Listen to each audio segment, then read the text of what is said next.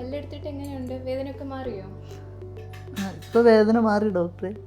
2 മാസമായിട്ട് വേദനയായിട്ട് ഞാൻ പല ഹോസ്പിറ്റലുകളിൽ കയറി ഇറങ്ങി, പല ടെസ്റ്റുകളും ചെയ്ത്, എന്നിട്ടൊന്നും വേദന കുറഞ്ഞില്ല. ഇവിടെ വന്ന് ഡോക്ടറെ കാണിച്ചതിന് ശേഷം എൻ്റെ പല്ലുവേദന പൂർണ്ണമായിട്ടും മാറി. നേരത്തെ സന്ധ്യയാകുമ്പോൾ എനിക്ക് ഭയങ്കര വേദനയായിരുന്നു. ഇപ്പോൾ എനിക്ക് ആ വേദനയൊന്നുമില്ല, സുഖമായിട്ട് രാത്രി ഉറങ്ങാൻ പറ്റുന്നുണ്ട്. ഇപ്പം എന്തായാലും സുഖമായിട്ട് ഉറങ്ങുന്നുണ്ടല്ലോ അല്ലേ?